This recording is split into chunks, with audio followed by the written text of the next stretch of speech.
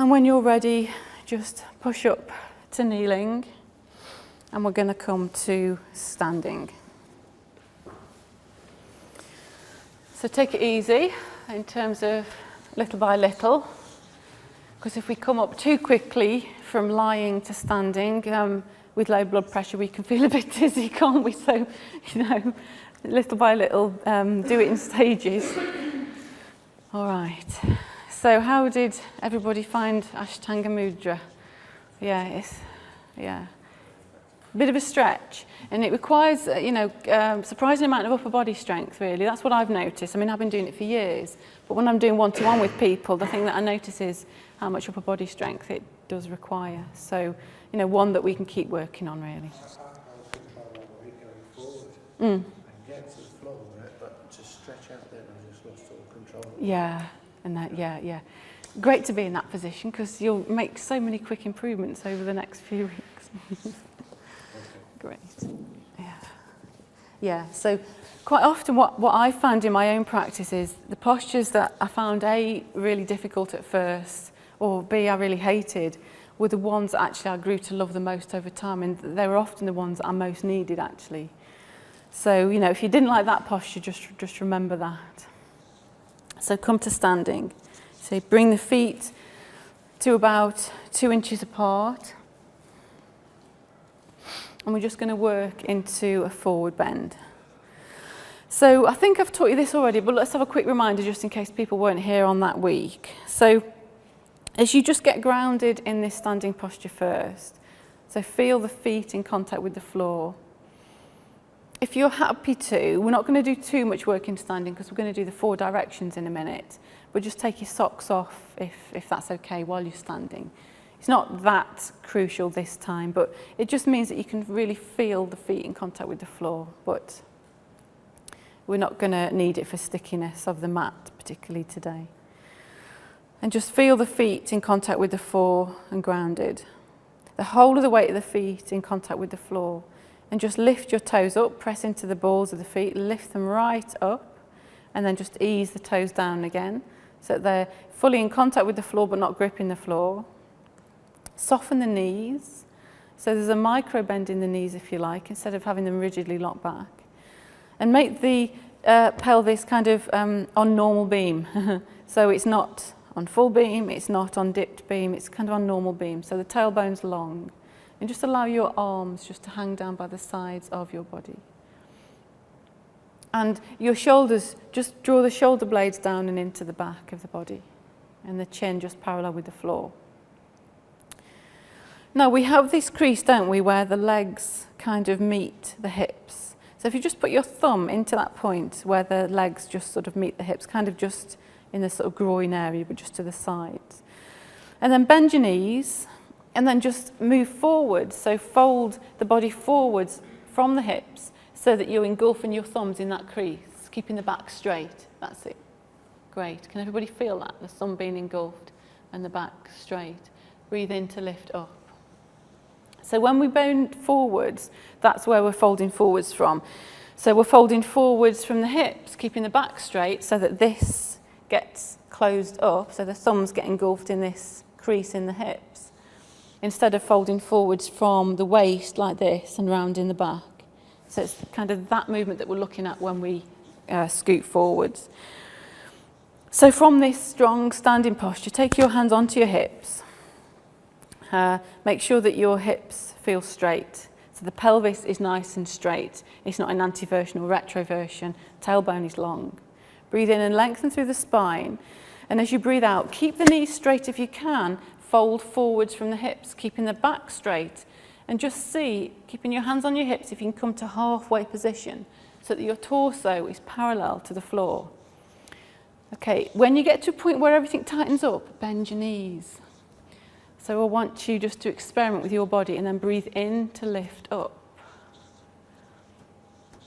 Okay. So what tends to happen? If I'm not careful, I'm going to have an hour of camera footage with me off the mat. What tends to happen is, if everybody just lifts up, that's it, breathe in and lift up. Well done. You can do it a couple more times. With the legs straight, we may only get this far before everything really tightens up, particularly in the back of the legs, across the back of the hips. And this is all we can do. Then we can bend the knees and we can lower that a little bit more. Okay, because a lot of the tightness is definitely in the hamstrings and also in the deep hip flexors, which are muscles that we've started to lengthen and warm up anyway. But just notice and become aware of what your body's like. So the next time we go down into it, we're going to keep the legs straight and notice where everything starts to tighten up. And then we're going to bend the knees, keeping the back straight again, see if we can get down so the body is parallel with the floor. So breathe in and lengthen, legs straight, breathe out, fold forwards, slowly, mindfully, just noticing when your body starts to tighten up. And when it does, notice that, bend the knees and see if you can lower a little bit more. Taking the torso level with the floor, breathe in to come up. So we're just noticing how and where our bodies are. And then just release the hands. And what tends to happen in our bodies? If we have areas of tightness and we have lost flexibility in certain areas, is if we move into a posture too quickly, everything can tighten up quite quickly. It's a stretch reflex, so things can tighten up quite quickly. So the next way we're going to move into the forward bend is starting to fool the body to letting go of that stretch reflex. So this is quite a neat way of working with the back of the legs and the hamstrings.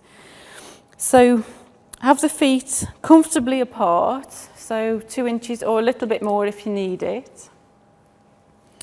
And really bend your knees. So bend the knees quite a bit. Okay. And then folding forwards from the hips, see if you can take your torso, so your chest or your belly, onto your knees or toward your knees. See if you can get them quite close to your knees, that's it. And hold your hands around the back of your knees. Make sure that your head and neck is nice and loose, because we tend to hold a lot of tension in our head and neck. That's great. Right. Now, I want you to start to straighten the legs, but at the same time, rub and massage into the back of your knees. Keeping your head and neck really loose and relaxed. Start to see if you can straighten your legs, but at the same time, really massage into the back of your knees at the same time, straightening your legs at the same time. And just see how far you can get. Little by little, the legs straighten, really working into the back of the knees. And then when you've had enough, just bring your hands onto your hips and breathe in to come up.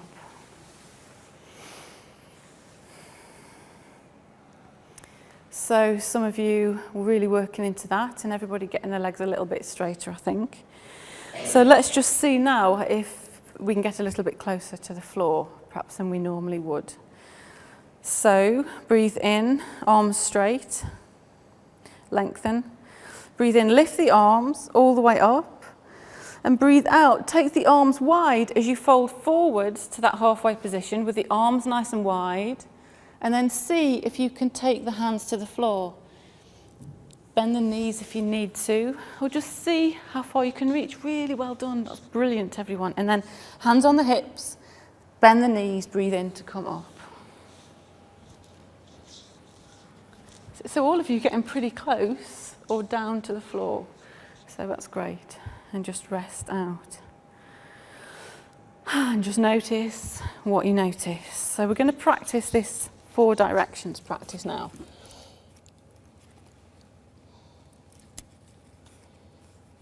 And this is why I carry this little compass. So east. That way is east. So we need to know that for this next practice.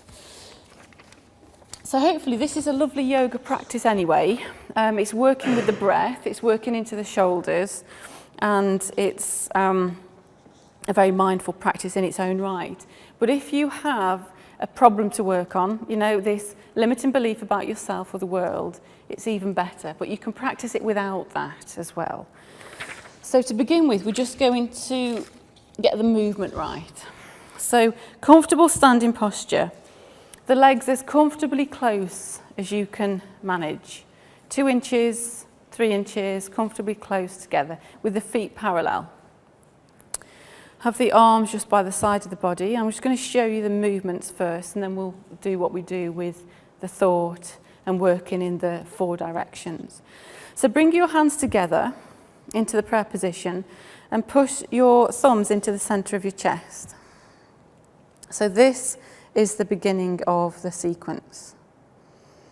Breathe in here, a nice deep in-breath. And as you breathe out, turn the fingers down. So turn the wrists to have the fingers pointing down and just drop the hands down to the lower belly. Okay, so that's it. So drop them down a little bit more, down. Just bring them back to the prayer position again. So some of you got it, some of you just not quite there. So what we do is we turn the palms down, so the fingers are turning down, and then we just open the palms. That's it, great. Point the fingers down and then just lower them down. That's it, lovely. And then keeping the hands here, so the fingers are pointing down, the hands are open. We're going to breathe in, keeping the hands in this position, and see if we can breathe in to raise the arms as high as we can get them with the fingers still pointing down. So it might not be too high, but see where you can get to. And then breathe out, open the arms all the way to about horizontal. And then breathe in and up, palms together. And then breathe out, back to the heart center. So that's the basic movement. It encourages us to take a nice deep breath into the body. This time I'm going to introduce the Om chant. So as we bring it down, we're going to Om, and just make that chant, silently or outside. So breathe into the heart center, breathe out, turn the hands down, point the fingers down, and just drop the hands down to the lower belly. Breathe in and lift. That's it, all the way up. All the way up, wonderful. Breathe out, open. Really open out through the arms and the shoulders. Breathe in and lift up, hands together. And as you breathe out, Om, bringing the hands in front of the face, throat back to the heart center. And breathe in. So that's the movement sequence. Okay, so just release the hands. So I know that east is that way. We'll say that east is kind of that way on the mat. And then south is going to be that way, west that way, north that way. So what we're going to be doing now is doing that sequence as we rotate through the 4 directions. Okay. So Chatam Pranam Mudra, the 4 directions practice, is designed to open our heart space, to deepen our breath, to connect us to our own self, our body-mind, and to open us out to something bigger than ourselves. Remember that poem at the beginning? So it helps to make us feel connected to the universe and the whole world around us. So that's the principle and practice of this. And we're starting to open out to something bigger than us and bring in resources from that. And it's the best way to work on a problem that's bothering you. Yeah? A truth or belief about yourself, or it could even be about another person or just about the world in general. And it starts to transform and shift the problem. So hopefully you've got one, but you can still do this if you haven't. Do remember that. So make sure that you've identified your problem, your truth or belief, statement about yourself, and just start in this standing Tadasana. So standing with the feet comfortably together and face the east. So we're all going to face the east, and the east is kind of where the stairs are. And make your connection with the east now. So whatever the east symbolizes for you, whatever from the east you wish to embrace, whatever the east symbolizes for you, whatever resources you need, just make your connection with the east now and bring your hands together in that prayer position in the center of the chest, pushing the backs of the 2 thumbs into the heart center in the middle of the chest. This is an acupressure point called CV17, the Sea of Tranquility, and breathe deeply into this point. And when you felt that you've made this connection with the east, I want you to sense your statement. So bring to mind your statement and attune to its meaning and truth value. Say to yourself, X is true, where X is your problem statement. So X is true until you feel complete resonance with it. Just resonance with that idea that X is true. And keep in your sense of resonance and connection. Breathe into your heart space.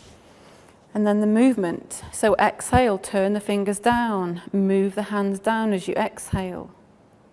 As you inhale, lift the hands up, keeping the fingers pointing down, opening through the chest as you lift up to where you can get to. Breathe out and open. Opening the arms, taking them to the horizontal. Breathe in and lift all the way back up, bringing the hands back into the prayer position. Out, Om, silently or externally, bringing the hands back into the heart center. Feeling the resonance with this. And if you were truly brave enough to keep this space open and resonant, perhaps you already have new insights into your truth. Let go, release the hands, recenter, and just step to your right. 90 degrees, step to the right so that you're looking back at me. Yeah. So this is facing the south. So breathe slowly and deeply into your heart area. Bringing your hands together into this space whenever you're ready to do. Make your connection with the south. Whatever the south symbolizes for you, whatever it means to you, don't overthink it. Just the first thing that really comes to your mind. Whatever from the south you wish to embrace. Whatever resources you might need now in your life. And when you've connected to that, sense your statement. Your problem statement X. Attune to the opposite truth value. X is not true. X is not true. X is untrue. Attune to this truth value until you feel complete resonance with it. And once again, we're going to do the practice. Breathing in. Breathing out, turn the fingers down. Drop the hands down to the belly center. Breathing in, lift. All the way up, opening up through the heart. Breathing out, opening the arms. Breathing in, lift the arms, bringing the hands together in prayer. You can do this with your eyes closed. And Om, internally or externally. Bringing the hands back to the heart center. Breathe into the heart center. Notice any new insights or truths that might be evolving out of this space. And then let go, release the hands, recenter yourself, and step to the right. Breathe deeply and slowly into the heart area. Bring your hands together into this space whenever you're ready. Close the eyes or keep them open, whichever's right for you.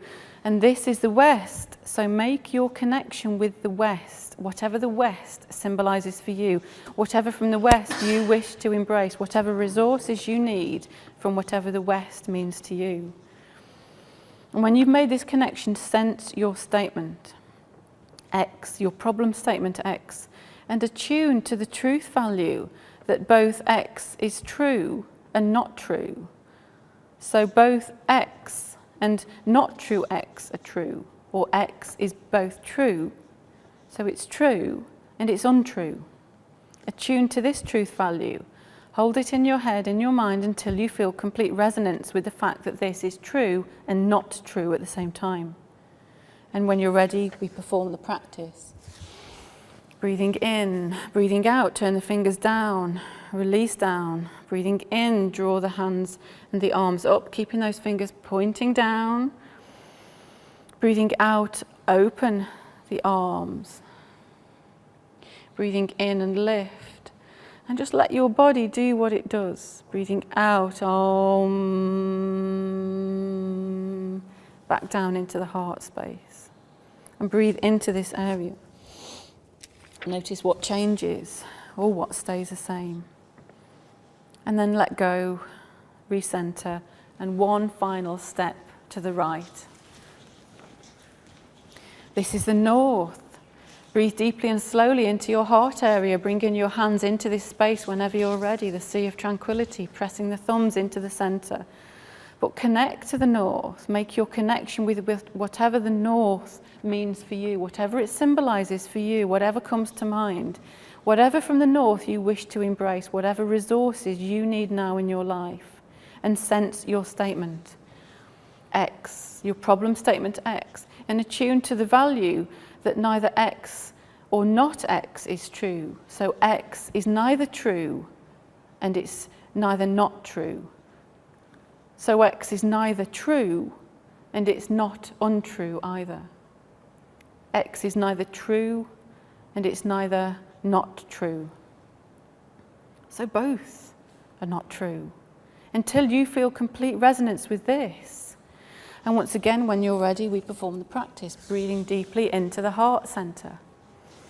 Breathing out, turn the hands down to the belly. Breathing in, lift up, pointing those fingers down. Open out as you breathe out, opening the arms. Breathing in, lift up, bringing the hands together. Om, all the way down to the heart center. And just rest here, breathing into the heart space, a seat of tranquility. Keep centered and open.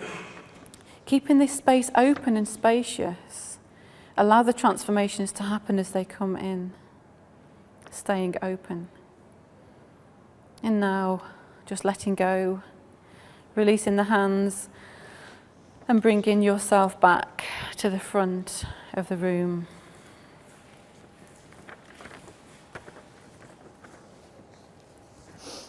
So on whatever level, whether it's very subtle or whether it's more obvious and overt, I certainly notice a change each time I practice this. And sometimes it's important to notice what you noticed. You might want to write it down in your book at the end of the practice. Right, so if we come down to the mat.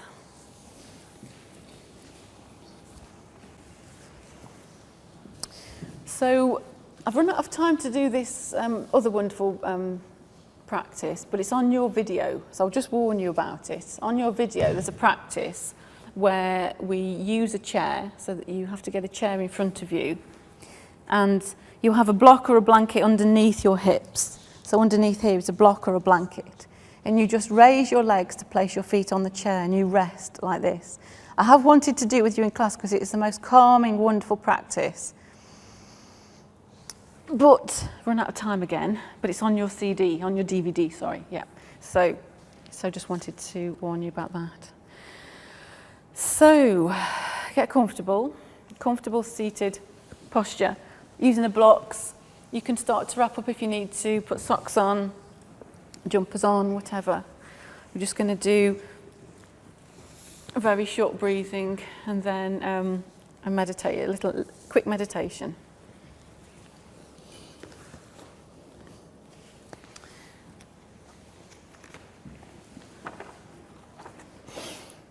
Yeah, so you have your new DVD, so make sure everyone that you've got the new one when you leave. Sorry? Yeah, today. So it's on the table up there, and just make sure you've got your handouts as well.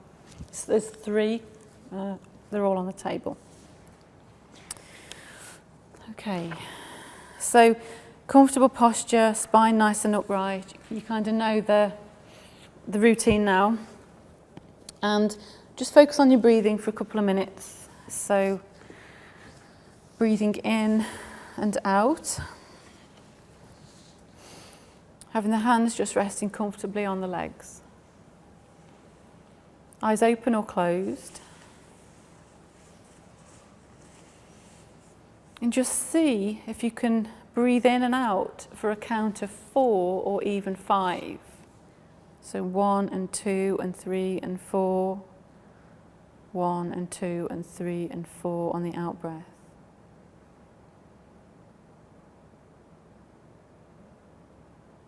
See if you can slowly extend it to 5. Don't worry if you can't. If it feels uncomfortable, if it makes you feel a bit lightheaded, it's too much just now, but slowly and surely you will be able to extend the breath. Softening the abdominal muscles and taking the breath deep into the belly, but also filling the ribs and the chest as you breathe. for 4 on the in-breath or 5, and 4 or 5 on the out-breath. And you might want to mentally make a note wherever your breath is today. Mentally make a note of how you've managed to extend the length of your breath compared to that first day you were here, where you might have been breathing in and out for only 1 or 2 counts. And I can't reiterate enough that the breath is the real miracle of change. The breath is a link between the body and the mind, and it's through the breath that a lot of change happens. So we're going to do a very simple meditation. It means that I'm going to be taking you over by about 5 or 6 minutes. So if anybody can't live with that, like you've got to get a bus or something, please feel free to make your leave now. But otherwise, if you're happy, just for an extra 5 or so minutes. I'm going to do a practice called Antar-Muna meditation. So make sure that you're as comfortable as you can be, because we're going to hold this for the next 5 minutes. So you may need a block or 2. You can even sit on a chair or on the steps or sit with the back against the wall. Okay, but we need to be able to hold this meditation posture for the next 5 or 6 minutes. Antar-Muna meditation. So feel your body in contact with the floor. Comfortable weight of the base of the body and the floor. Feel the contact with your seat bones and the floor, the back of the legs and the floor, the feet and the floor. Try and maintain this in stillness, but do feel that if you do get uncomfortable, you can have a little shift about every now and then. This strong, solid base in contact with the floor, grounded. Feel the seat bones in contact with the floor and the spine nice and straight, rising up from the pelvis. The head balanced on top of the spine, the eyes just looking down at the floor. And either just allow your eyes to softly close, or if you want to keep them open, just have them gazing very softly with the eyelids drooped, just down at the floor. Feel the spine and the upper body rising softly from this space, becoming aware of the feeling sense of the body from the inside, from the legs, the hips, the torso, all the way up the spine, into the shoulders and the face. Mentally scanning your body. If you notice any areas of tension, just breathe out and let it go. And become aware of your breath. Become aware of where your breath is in your body. Become aware of how your body is breathing. The texture and the felt sense of the breath, its depth, the quality of the breath. And as you exhale, relax and release.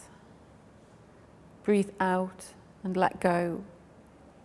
Feeling relaxation becoming deeper as you breathe out.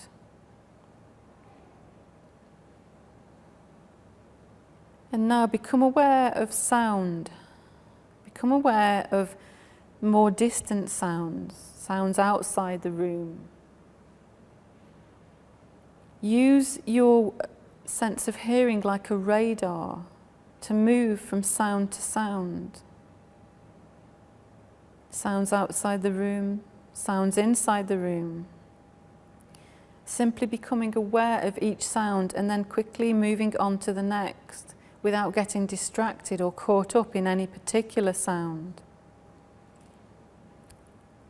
Becoming a witness, an observer of sounds.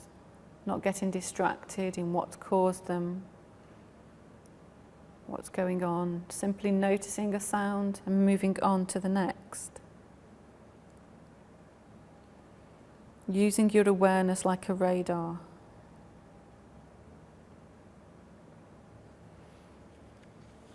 And then becoming aware of the sense of sight, taking your awareness to the space behind your closed eyes, noticing what's there,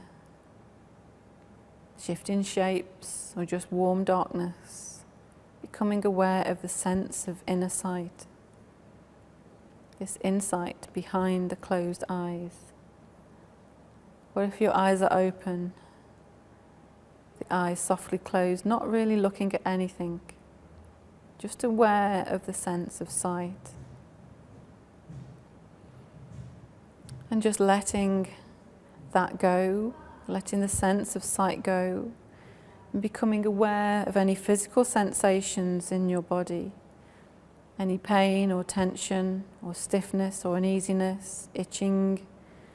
Just direct your awareness to any sensations that there may be and just let them be. Let them be a focus for your mind, not getting disturbed or distracted by them, just observing any sensations. Become the observer of your senses. Say to yourself quietly, I'm a witness of experiences. I am an observer of my mind. If it wanders, just bring it back.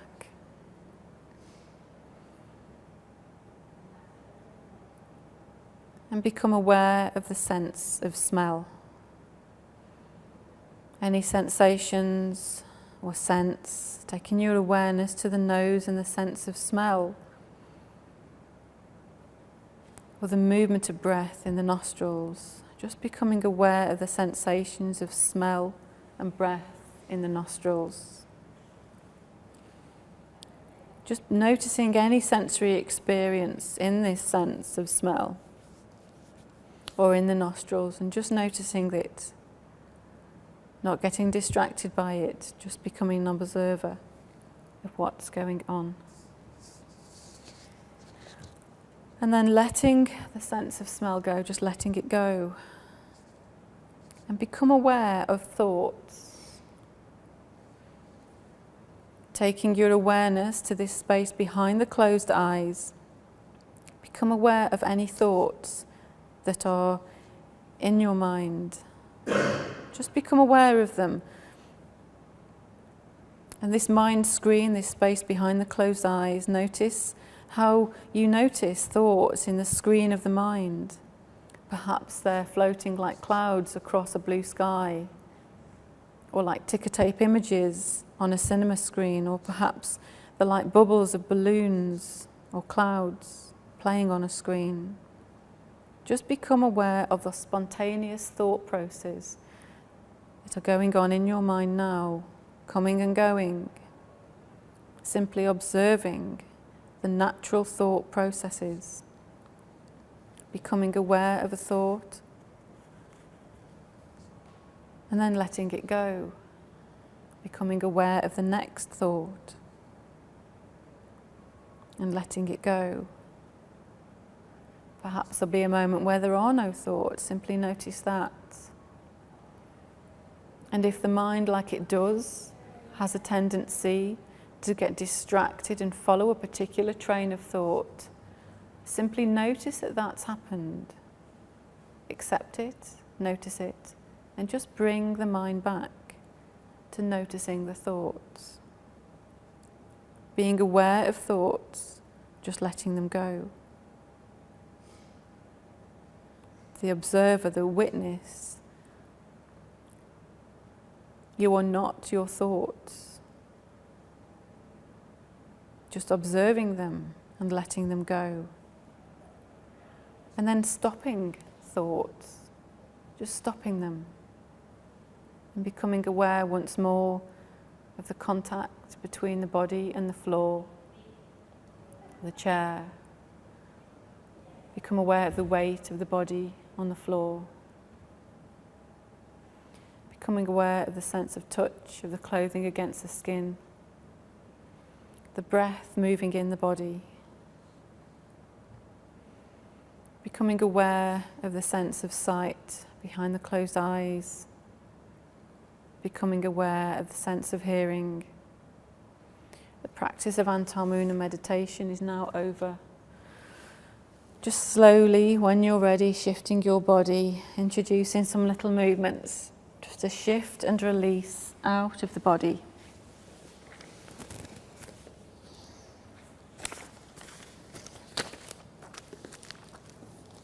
And coming back to the here and now, and just have a little stretch out through the body. Okay, so thanks very much for bearing with me a little bit over time. You've got the new DVD to practice at home, if you can do that 4 or 5 times a week. The breathing practice this time is coherent breathing, which is on your new CD. So it's a longer breathing practice. It encourages a breath count of 5 breaths in and out. And this Antamuna meditation, a slightly different version of it, is also on your CD.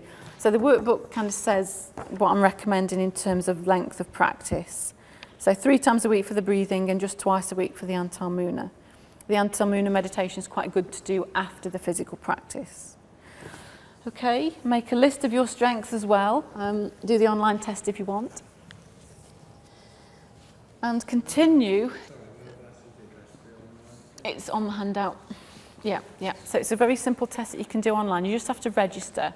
And it's part of the what's called Authentic Happiness. It's called the Authentic Happiness Program by Martin Seligman, a brilliant US psychologist. So, but it's all on the top of the handout. Yeah.